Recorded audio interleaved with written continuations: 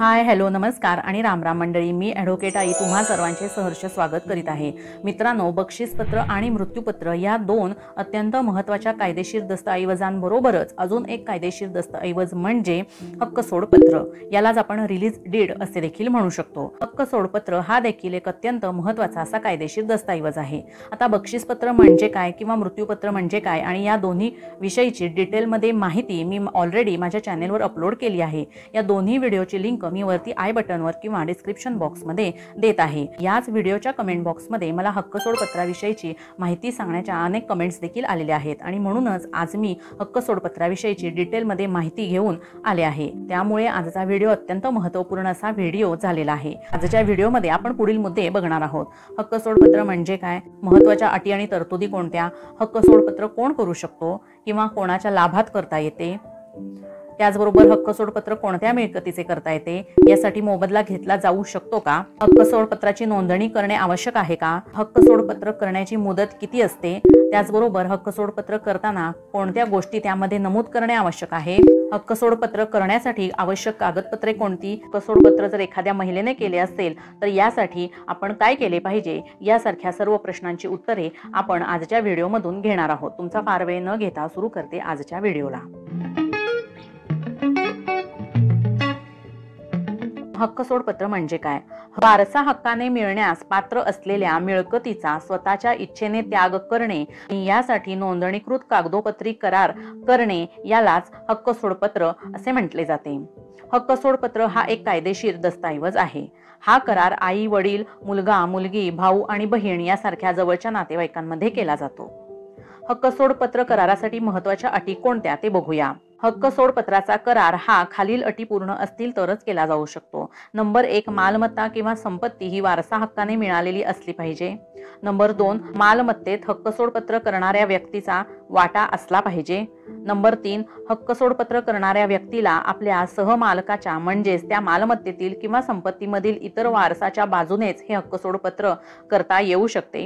Number 4, कोणत्याही बाहेरच्या व्यक्तीच्या नावे हक्क सोडपत्राद्वारे मालमत्ता हस्तांतरित करता येत नाही। पुढचा मुद्दा, हक्क सोडपत्र कोण करू शकतो। हक्क सोडपत्र हे एकत्र कुटुंबातील कोणताही सदस्य असो, मग तो स्त्री किंवा पुरुष असो किंवा सहहिस्सेदार कोणीही करू शकतो। म्हणजेच भाऊ भावाला, भाऊ बहिणीला, बहीण भावाला, बहीण बहिणीला, मुले आपल्या आई वडिलांना हक्क सोडपत्र करू शकतात।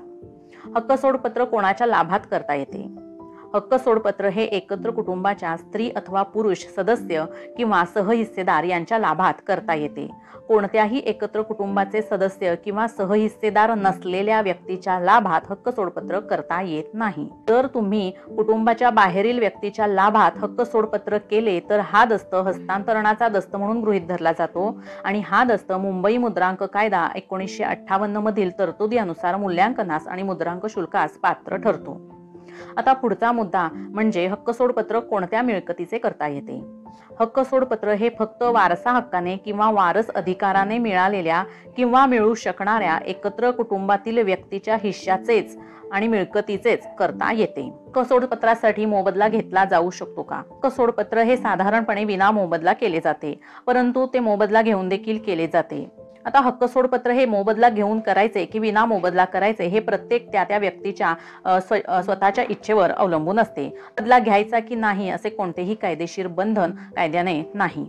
हक्क सोडपत्र हे एकत्रित कुटुंबाच्या सहहिस्सेदाराच्या लाभात असल्यामुळे मुद्रांक शुल्क भरण्याची गरज नसते। हक्क सोडपत्रामध्ये मोबदल्याचा उल्लेख केला असेल तर असे हक्क सोडपत्र नोंदणीकृत करण्यासाठी महाराष्ट्र मुद्रांक अधिनियम 1958 प्रमाणे मुद्रांक शुल्क भरावे लागते। खरेदी खताला भरावे लागते तितकेच मुद्रांक शुल्क व नोंदणी फी मोबदला घेऊन केलेल्या हक्क सोडपत्रासाठी भरावे लागते। पुढचा मुद्दा बघूया, हक्क सोडपत्रासाठी नोंदणी करणे आवश्यक आहे का। नोंदणी कायदा 1908 अनुसार हक्क सोडपत्राची नोंदणी करणे आवश्यक आहे। कायद्याने हक्क सोडपत्र हे तोंडी किंवा लेखी असू शकते, परंतु तोंडी हक्क सोडपत्र सिद्ध करता येऊ शकत नाही आणि त्यामुळे त्याला कायदेशीर मान्यता मिळत नाही आणि म्हणूनच हक्क सोडपत्र हे लेखी असणे आवश्यक असते। परंतु जरी ते लेखी असले तरी ते नोंदणीकृत असणे देखील तितकेच महत्त्वाचे आहे। जर लेखी हक्क सोडपत्र नोंदणीकृत नसेल तर ते कायदेशीर दस्तऐवज म्हणून सिद्ध करता येऊ शकत नाही। हक्क सोडपत्राचा हा जो दस्ता आहे तो 200 रुपयाच्या मुद्रांक पत्रावर म्हणजे स्टॅम्प पेपरवर नोंदणीकृत करणे देखील महत्त्वाचे आहे। आता हक्क सोडपत्र करण्याची मुदत किती असते ते बघूया। हक्क सोडपत्र कधीही करता येऊ शकते, त्याला मुदतीचे असे कायद्याने बंधन नाही। हक्क सोडपत्र करण्यासाठी 7/12 उतारा अथवा इतर मिळकत पत्रिकेवर किंवा कागदपत्रावर कुटुंबाच्या सदस्याचे नाव दाखल करण्याची आवश्यकता नसते। फक्त हक्क सोडपत्र करणाऱ्या व्यक्तीकडे एकत्र कुटुंबातील सदस्य असल्याचा पुरावा मात्र असणे गरजेचे आहे। पुढचा मुद्दा, हक्क सोडपत्र करताना कोणत्या गोष्टी या हक्क सोडपत्रात नमूद करणे आवश्यक आहे ते बघूया। लिहून देणार यांचे नाव, वय, पत्ता, व्यवसाय व त्याचा तपशील आणि त्यांची स्वाक्षरी। लिहून घेणार यांचे नाव, वय, पत्ता, व्यवसाय व त्याचा तपशील आणि त्यांची स्वाक्षरी। एकत्र कुटुंबाच्या हिश्श्याप्रमाणे काही किंवा संपूर्ण मिळकतीचे वर्णन। एकत्र कुटुंबाच्या सर्व शाखांचा व त्यातील सदस्यांचा तपशील म्हणजेच एकत्र कुटुंबाची वंशवेल किंवा वंशावळ। दस्तास आवश्यक मुद्रांक, दस्ताची नोंदणी। हक्क सोडपत्र स्वतःच्या हिश्श्याचे कोणकोणत्या मिळकतींबाबत आणि कोणत्या लाभात करीत आहोत याचा स्पष्ट उल्लेख। स्वतःच्या हिस्स्याच्या कोणत्या मिळकतीबाबत हक्क सोडपत्र केलेले नाही याचा देखील स्पष्ट उल्लेख करणे अत्यंत आवश्यक आहे। आणि याचबरोबर 2 निपक्ष साक्षीदारांची नावे, वय, पत्ता, व्यवसाय आणि याबाबतचा संपूर्ण तपशील आणि या 2 साक्षीदारांची स्वाक्षरी या सर्व गोष्टी हक्क सोडपत्रामध्ये अचूकपणे नमूद करणे अत्यंत महत्त्वाचे आहे। आणि यासाठी तुम्ही योग्य वकिलांचा सल्ला जरूर घ्या आणि त्यानंतरच संपूर्ण माहितीसह स्टॅम्प पेपरवर हा मसुदा तयार करा।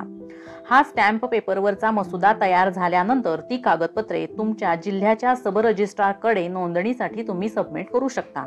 यानंतर तुमची मालमत्ता ज्या ठिकाणी आहे तेथील जिल्ह्याच्या निबंधकाशी संपर्क साधून तुम्ही योग्य ती नोंदणी शुल्क म्हणजेच रजिस्ट्रेशन फी देखील भरून या हक्क सोडपत्र दस्ताची नोंदणी अवश्य करू शकता। आता हक्क सोडपत्रासाठी आवश्यक कागदपत्रे कोणती ते बघूया। नंबर 1, 2 साक्षीदार आणि त्यांचे ओळखपत्र, पासपोर्ट साईज फोटोज, आधार कार्ड, हक्क सोडपत्राचा दस्त, एकत्र कुटुंबाची वंशवेल आणि मालमत्ता ही वारसा हक्कानेच मिळाली असल्याचा पुरावा। शेवटचा मुद्दा म्हणजे हक्क सोडपत्र जर एखाद्या महिलेने केले असेल तर कोणती खबरदारी घेणे आवश्यक आहे। एकत्र कुटुंबातील एखाद्या महिलेने जर हक्क सोडपत्राचा नोंदणीकृत दस्त केला असेल तर तसे त्या महिलेला आपण विचारले पाहिजे की तिने हा हक्क सोडपत्राचा दस्त कोणाच्या दबावाखाली तर केलेला नाही ना याची खात्री तुम्ही करून घेतली पाहिजे। त्याचबरोबर हक्क सोडपत्रामुळे त्या महिलेला तिचा हिस्सा मिळणार नाही याची स्पष्ट कल्पना देखील दिली पाहिजे। हिंदू वारसा कायदा 1956 च्या 2005 च्या सुधारणेनुसार महिलांनाही मालमत्तेत समान हिस्सा मिळण्याचा हक्क प्राप्त झालेला आहे याची स्पष्ट कल्पना देखील त्या महिलेला देणे गरजेचे आहे। आणि वरील सर्व 3 मुद्दे स्पष्ट करून त्याचा लेखी जबाब त्या महिलेकडून घेणे देखील तितकेच आवश्यक आहे, जेणेकरून भविष्यात तुम्हाला कोणताही प्रॉब्लेम या हक्क सोडपत्राविषयी येणार नाही। तर मित्रांनो, हक्क सोडपत्राविषयीची ही होती डिटेलमध्ये माहिती। आता एकदा केलेले हक्क सोडपत्र जर रद्द करायचे असेल तर ते रद्द करता येते का, आणि जर रद्द करता येत असेल तर त्यासाठी कायदेशीर प्रक्रिया काय आहे याची माहिती मी माझ्या पुढच्या व्हिडिओमधून देणार आहे। त्यामुळे माझा येणारा पुढचा व्हिडिओ बघायला विसरू नका। त्याचबरोबर हक्क सोडपत्राविषयीचे अनेक प्रश्न तुमच्या मनात असतील, त्या प्रश्नांची उत्तरे देखील मी पुढच्या व्हिडिओमध्ये देणार आहे। तोपर्यंत माझा आजचा व्हिडिओ जर तुम्हाला आवडला असेल तर लाईक, शेअर आणि सबस्क्राईब करायला विसरू नका। भेटूया माझ्या पुढच्या व्हिडिओमध्ये हक्क सोडपत्राविषयीची अत्यंत महत्त्वाची माहिती घेऊन। धन्यवाद।